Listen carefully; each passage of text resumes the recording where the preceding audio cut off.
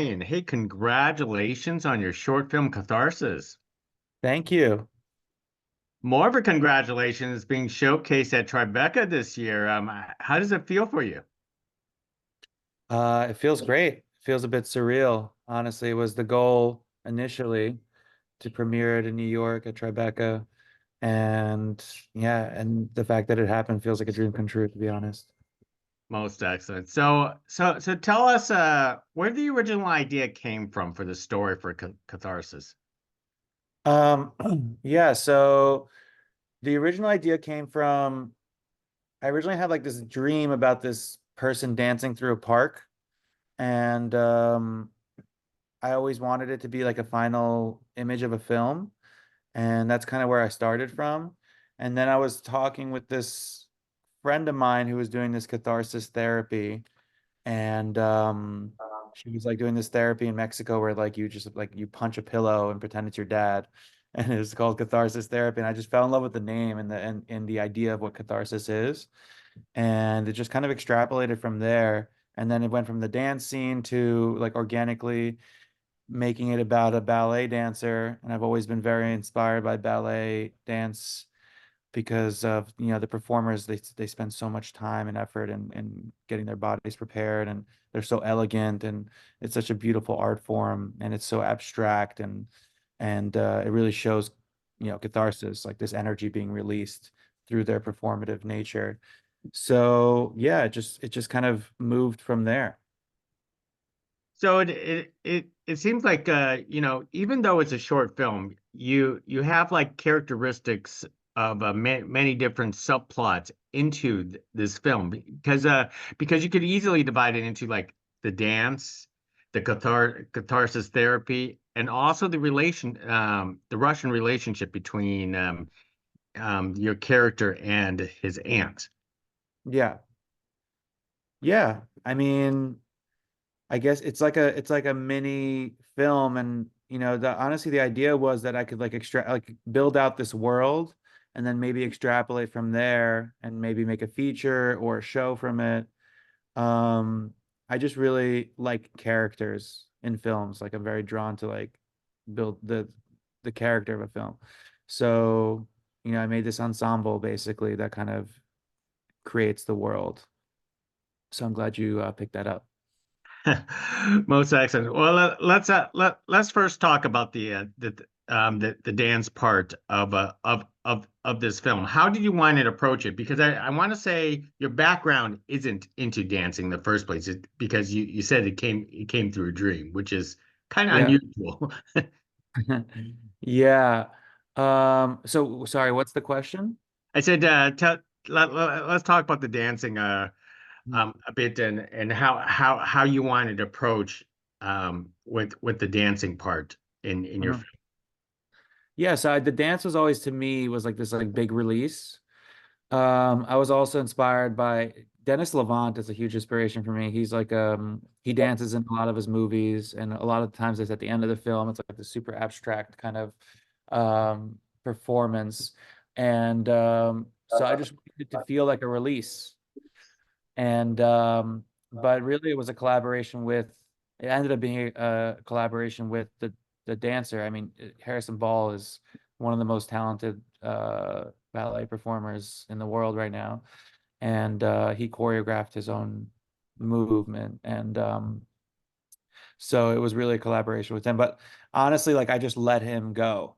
Like I'm not gonna tell this guy how to dance, at all. So I'm just, he knows what the idea is, and he just went for it. And I think he did an amazing job. It's really like subtle too. It's not like in your face, like I'm a ballerina. It's like here's a release from a person who's like very elegant and in control of their body. And I love the way it turned out. Yeah. So how did you found Harrison for this role? Did you purposely casted a dancer actor for something like this?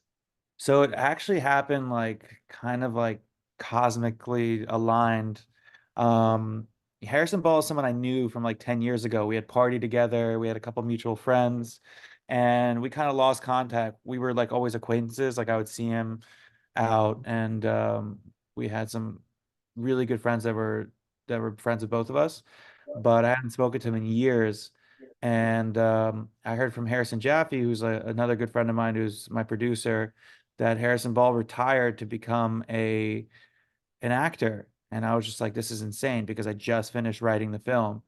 And I always had him in mind, kind of, because he was like the only ballet dancer that I really knew. And I knew he was like super big and he was a principal dancer.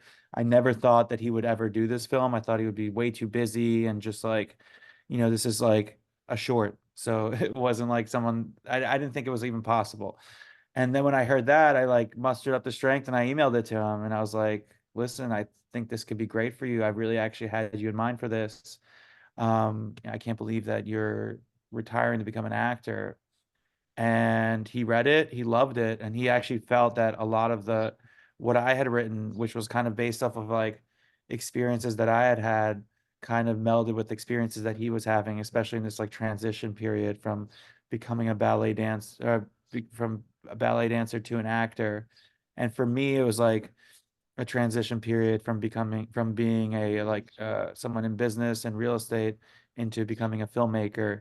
So, Catharsis really is like a birthing process for both of us. Like the end scene is about both of us kind of like letting go and going to the next step of our lives. Yeah, it was really beautiful how it worked out. Yeah, I could really get that sense, especially the fact that dancing at the beginning and the dancing at the end is far different from each other. How did you want to film the styles to create two different types of moods? Um, yeah, well, I always loved the juxtaposition of him being like really into hardcore metal and punk with like the classical music part of him. And and so that for me was like kind of like this light and dark. Originally, I was gonna make the intro was gonna be like this like slow motion Caravaggio painting, and it was going to be like much more violent and slow, and it was going to be like very like panoramic. Unfortunately, we just didn't have time in the day to get the whole all the shots done, but Harrison had prepared himself like by studying punk movements and like watching like people in mosh pits and stuff. So we were able to get a good amount, and I think um with the editing, I think we like got the essence of what was written in that part. So yeah, there was always going to be a juxtaposition between um his like classical ballet nature and then the hardcore punk New York side of him. Hmm. And I noticed the filming style, the colorization, you also want to make that distinguished because of the fact that at the beginning it started off black and white, and after that, then you went with the different colorization style.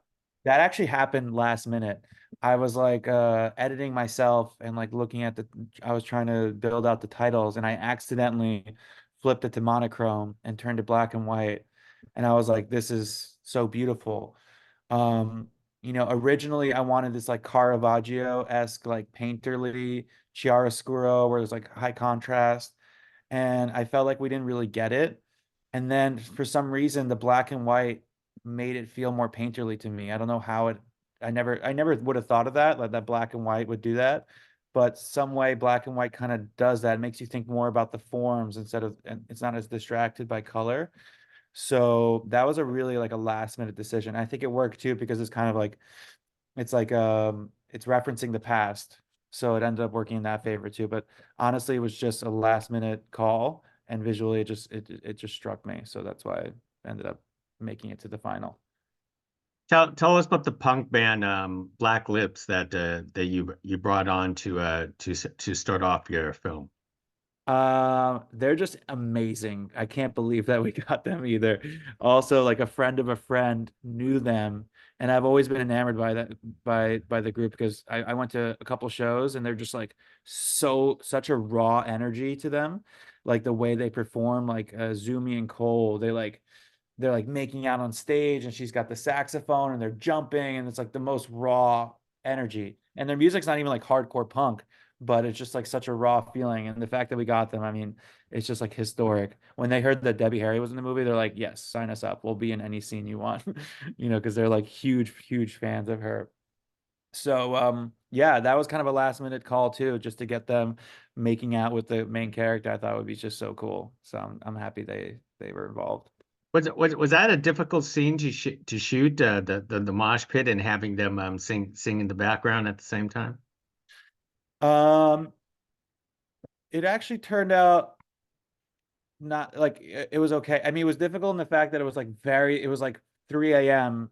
in our last like hour of shooting. We had shot like so much that day, and this was the last thing to shoot, and we had to get like 100 extras in and like yeah, it was difficult, but it was like we were just like so focused on getting it through, and everybody, did exactly what they had to do. Um, yeah, I was very grateful that it ended up working because we shot that whole scene in like, I would say like 30 minutes. So Hmm. we had to like run through, it was like 4 takes and then we just cut and we had to finish. But everybody like went hard and I think did a great job. That is terrific to hear. Mhm. Now for the catharsis experiment for yourself, how creative how much creativity did you have to basically input into the catharsis experiment and not to do a scene like he just punches a pillow? Um, yeah. So he was actually inspired first. I did this hypnotist once that helped me quit smoking, and his name is Kerry Gaynor, and he's such a strange character. He's got this weird haircut, and he's just like sitting there. And the other guy, like the guy, it's a video, and a lot of people know about it who quit smoking through him. And the other guy's like sitting on a lazy boy chair. And I love this idea of like the lazy boy chair and just like how like awkward and weird it is. And the way like his tone of voice was always like hypnotic, like when he would just be explaining stuff even before the hypnotist part, he would just be like this hypnotic voice. So he was hugely inspired by that. And then since it's a short, like I wanted to like drop him in, like not have like that was the way it would feel kind of realistic when like the world was coming at you and you was just getting punched into this thing. So then we like created this whole method of like having a mask and having a machine and having him being drugged before. So it kind of just like came organically out of that, because we don't have much time to like explain a whole process and like have him like subtly like hypnotized. So it was a bit extreme, but it kind of adds to like the quirky, kind of kitschy, I would say campy part of the film. Of course, on a short film like this with the limited amount of time, you probably had to quickly come up with that prop with the mask and stuff. Uh, yeah, I mean, I had a great art department and we had this girl named Sarah Wilson. So she worked with us. I also have a fashion brand. And so we do a lot of shoots and we have art department there. And she was like really good. She like created this mask out of nowhere, like literally went to a sex shop, like bought a mask and then put like nodes into it so it could light up. And then we attached it to a machine that the prop master made. And it kind of like the week leading up to the film, they just like winged it and just went crazy. And I couldn't believe what they created, honestly. Now for the other part, the relationship with the aunt, which Deborah plays the aunt on in this film. Tell us where that actually came from. I understand that you personally have a Russian background yourself. Yeah, so both of my parents are from the Soviet Union. They were both born in Kiev, Ukraine. My dad actually lives there. He went back when I was 10 years old. And so I grew up in like a Russian speaking household. And yeah, it's loosely based on like just being kind of like a first generation son of immigrants. It's a bit different than, the typical American life, but I would say it's almost like the most American, just being an immigrant, living in the States and making your way. And I wanted to show it in this film. I feel like it's something that people don't really see too often. And I think in a lot of my films, I'll probably be bringing myself into it just to give it that flavor. And it's something that I know how to make real because it is real to me. Like the whole set design, the rugs on the walls, the caviar sandwiches, the way that the memorial set up, it's all very like from my childhood. So you want to put a lot of this this Russian elements into a film like this because that means home to you. Yeah. Yeah, it's true to me. And yeah, and I think stylistically it just felt good. And it's also like a ballet dancer. A lot of the ballerinas are Russian as well, so I think it worked in that way. What did Deborah speak Russian, or you had to basically teach her in this We case? taught her a few words. She's very good with like picking up languages and just like changing her voice and stuff. And she was super into it. I think she's very inspired by the culture too, and she gravitated towards it. She liked the idea of like playing like a Russian aunt. That's pretty awesome. So Brian, now since you have Catharsis under your belt, what are your plans after this? So right now, I am planning a trip to go to Ukraine. I'm doing a short documentary as a proof of concept, and we're going to do my first narrative feature is going to be filmed in Ukraine during the war about people living in people trying to live a normal life during wartime. I think it's an important story to be told, and it's something that I have a unique perspective on. My dad lives there, and yeah, that's the next project. And then a little bit after that, I'm doing a short film with my brother about the fashion industry, and that should be being filmed in like October. So those are the two projects I'm currently working on. Most excellent. Well, Brian, thank you very much for speaking to us about the Catharsis. Tribeca is going to be very excited to watch your film. So appreciate all of this. Thank you very much. Thank you so much. Thank you for your interest and thank you for the questions. And yeah, onward and upward. Thanks a lot. Enjoy.